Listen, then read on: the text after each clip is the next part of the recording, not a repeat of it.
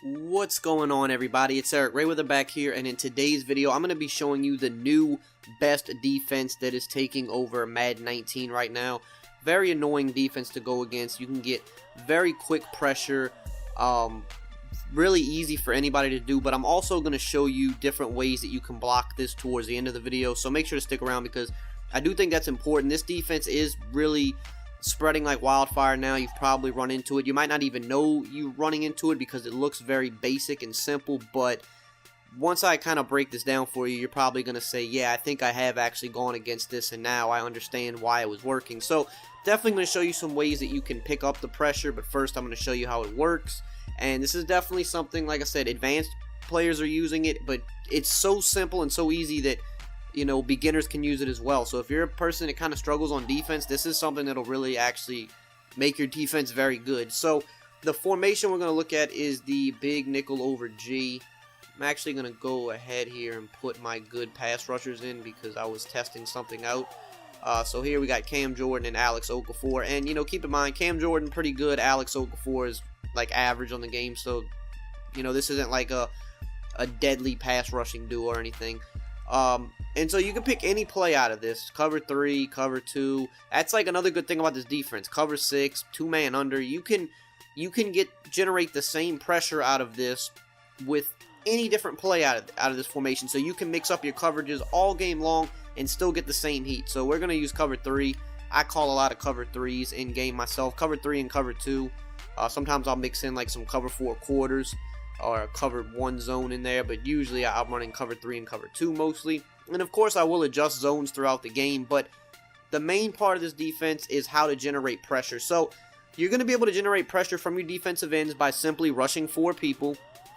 It's a block shed defense. This is actually, I believe, K-Mac's defense. He is a tournament player.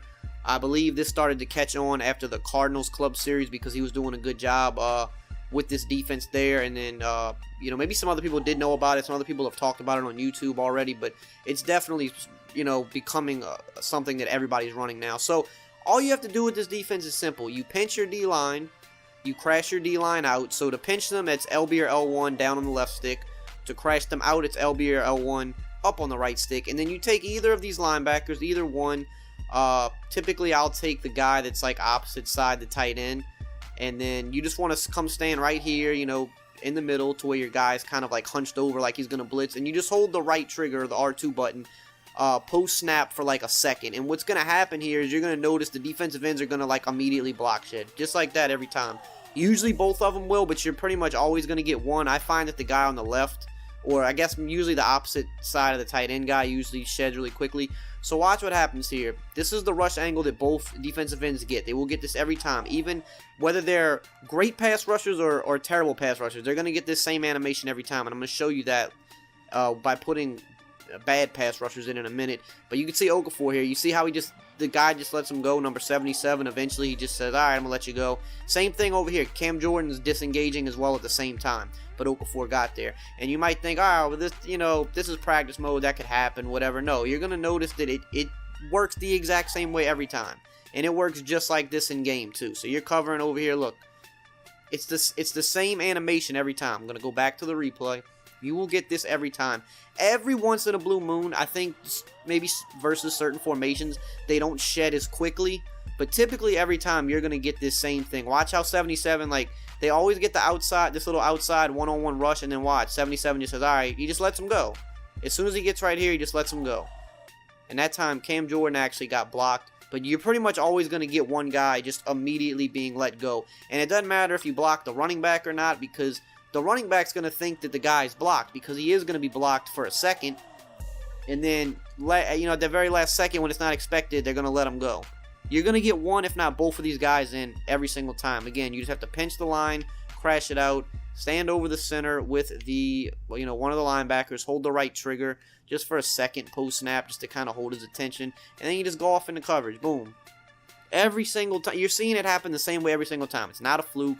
It's not practice mode. Because sometimes, practice mode does block shed crazy. This works the exact same way in game. Look. Immediately. Cam Jordan gets the outside rush. He's going. 77's on Okafor. Boom, he lets him go. You see, it's the same animation every time. Lets him go. Now, This is good for you because you're only rushing 4 people, which means you always have 7 in coverage every single time. I think I accidentally shifted the line there. Hold on, let me try to get them set right. You get 7 guys in coverage every time. You're only rushing 4, but you're getting quick heat. So there's no just immediate holes open, but you're also getting quick heat. Now, of course, you can adjust your defenses around this. So if we're in a cover 3, you might want to shade underneath because you want hard flats on the field. Or, you know, maybe you go and you man, you know, certain guys up or something like that. You man up the tight end, or, you know, whatever you want to do. Whatever, you go put this guy in a hard flat. You know, whatever you want to do, whatever you think you need to do to defend the defense. You might want to pull the safety down. Make your adjustments, but as far as the pressure, it's just pinch, crash up, stand here with the linebacker. That's it every time. And every time you're going to get that block. I mean, it's literally the same every time. So now let's back out. And I want to show you that even with bad pass rushers, you still get the same animation. So we'll take Okafor out here. We'll put Craig Robertson. This is, you know, this guy has got no pass rushing traits. He's a bad outside linebacker. We're going to take Cam Jordan, our stud, get him out of there. We're going to put A.J. Klein. These guys are not good pass rushers. They just don't make sense here. We'll come out in a cover 2 this time just to switch it up. We'll call the same offensive play just to keep it consistent. Same thing, pinch D-line, crash up. Stand right here with one of your linebackers. And you're going to see, you're going to get the same thing every time. Look, he let him go. He's just going to let him go every time. And like I said, usually it happens to both ends. But I noticed that you're always going to automatically get it on one end. You're not going to always get it from both ends. But in game, you typically get it from both ends more than you just get it from one. So it's worse in game because, I mean, even if you step up into the pocket, you can't really do nothing because they're just shedding so quickly every single time. Now that time they got blocked, and then who was that came free? Defensive tackle came free. So I mean, you definitely want your good pass rushers here, but you can still have success even if you don't have great pass rushers here, which is just showing you how good the actual defense is. You see, that's Craig Robertson over there, and it's the same animation from number 77. We're going to go to the replay, and then I'm going to show you some ways to stop it. So watch 77. It's the same when Okafor was there. He just lets him go. Once he gets to like a certain point, he just lets him go, and that's it. Now, like I said, you definitely want to put your good pass rushers there, in my opinion. I don't know why I went to the I don't know why I backed out there. I should have just stayed in. But you want to use better pass rushers because it's not going to hurt to have better pass rushers, or especially if they run the ball, something like that. You want to have your good pass rushers in. But even in a case where maybe you're playing MUT, maybe you have a budget team, you don't have great pass rushers, the defense is still going to work. So ways that you can stop this. Way number 1 is using play action, because play action blocking is different than regular pass blocking. Now, you don't have to actually carry out the play action, so we'll go ahead and block the running back. So typically, when you run a play action, you are going to have more time to pass. They're not going to get the same glitchy release every single time. So here I'm going to control the offense.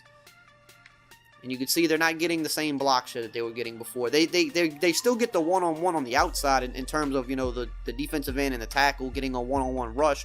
And a good pass rushers will still block shed in the situation sometimes. But you see here, you see that 77 and you see 61. They don't just let the guys go. They're holding their blocks. They're holding the blocks. They're not letting them go. And now again, if I had my good pass rushers in there, maybe right now they would start block shedding anyway because they're just good pass rushers. But they're not getting the glitchy pass rush that they were getting before, which is the key. So again, play action. Call a play action play, block the running back, whatever, you know, whatever play action play you choose to use. And again, you see we have time to pass. They're not letting the guy go. So that's one way, but that's very limiting because, okay, maybe you don't want to run play action, or maybe the formation you like to run doesn't have a lot of good play action plays in it. Maybe you just don't want to run play action plays the entire game because it limits the plays you can run. So it is one thing you can mix in, but there's a couple blocking schemes you can use that'll help you with this. So one thing I've found that works is, what I'll do is I will slide protect to the left. So you press LB or L1 to bring up your slide protection, and then you use the right stick to the left to slide left. So I'll do that, but then you need to ID the mic on the opposite side defensive end. So we slid to the left. Now we're going to bring up our ID the mic, LB or L1, hold the A button down. You can see, get over the right end, and now we're going to ID him. Now when you do this, you will typically have more time to pass. Now, you still might get a block shed eventually in the play, but you're not going to get the glitchy instant release block shed. You see, you're going to have a little bit of time to try to make a pass. It's not going to be that instant just, okay, I got a one-on-one and I'm letting him go. So again, we're going to slide protect to the left. We're going to bring up our ID the Mike and ID the right defensive end. And if you want to like block the running back too, just for added measure, that won't hurt. So I'll just go ahead and block the running back here. I mean, blocking a running back isn't an issue. Sometimes you're going to have to block running backs in this game to block pressures or blitzes. It's just part of the game. So we'll do that. And you see, you know, the pressure gets picked up. We have time to actually deliver passes when they're not getting the instant block shed. Now, one last way to do it, this might be the better way to do it, because when you're dealing with slide protection, sometimes, it can be a little tricky. So one last thing you can do is you block the running back. We'll just like switch plays here. Not the PA play. We'll just switch to this play here. So you can slide protect opposite side the running back. Basically the same thing we just did, except you don't have to ID the Mike. We're sliding to the left because our running back's on the right, and then we block our running back. So the slide protection to the left will take care of the block shedding on the left, and our running back blocking on the right will take care of the defensive end on the right. So watch what happens here. Get our guy set up. So you see the running back's going to take care of things, and then we have time to deliver a pass. So I'm going to go to the replay here and show you what happens. So these two blocking schemes, the difference is if you do the first one, you have slide protect to the left, ID the Mike on the right defensive end. You don't have to block a running back to do that. You can still block your running back, but you don't have to. But this one, you have to block a running back because we're not IDing the Mike. We're sliding to the opposite side of the running back and then blocking him. Now, what happens when you slide opposite side the running back?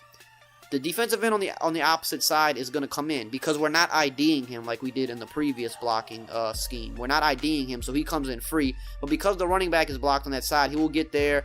He'll either stalemate him or he'll usually like take out his legs like that, chop him down, and it gives you, look at this, I mean, plenty of time. You can see on the left, 77 and 62 were double teaming that guy, so he's not getting his block shed. And we had time. We kind of moved around with the QB. We delivered a pass. So you can slide left, ID the right DN if you don't want to block the running back, or you block the running back and you slide protect to the opposite side, and it will pick it up. So I've shown you 3 different ways that successfully pick it up.